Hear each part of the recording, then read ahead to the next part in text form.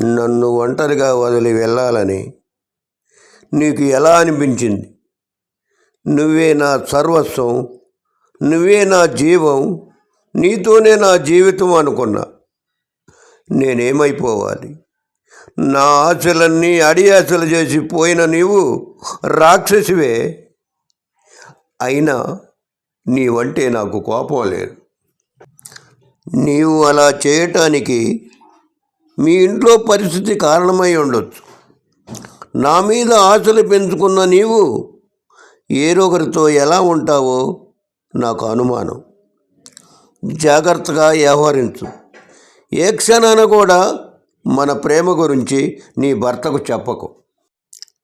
నీకు జీవితాంతం శిక్ష విధిస్తాడేమో. అసలుకే పురుషులందు పుణ్యపురుషులు అరుదు. నువ్వు ఎక్కడున్నా, ఎవరితో ఉన్నా జీవితాంతం సుఖంగా, ఎటువంటి కష్టాలు రాకుండా పిల్లాపాపలతో సంతోషంగా ఉండాలని నీ సుఖమే నేను కోరుకుంటున్నా. నేను ఇక ఇంతే మిగిలిపోతా.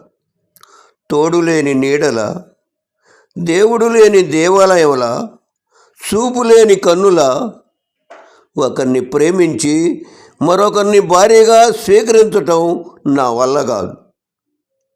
లోకాన పడుసులు ఎందరో ఉన్నను మనసొకరినే వరిస్తుంది. నా జీవితంలో నీవు ఓ మధుర స్వప్నంగా మిగిలిపోయావు. నీ జ్ఞాపకాలలో జీవిస్తాను. నా ఊపిరి ఉన్నంత వరకు మన ప్రేమ కూడా అమరము, అఖిలము. కలవడమే నిజమైన ప్రేమ కాదు, ఇడిపోవటం కూడా ఉందాగా మెలగటమే.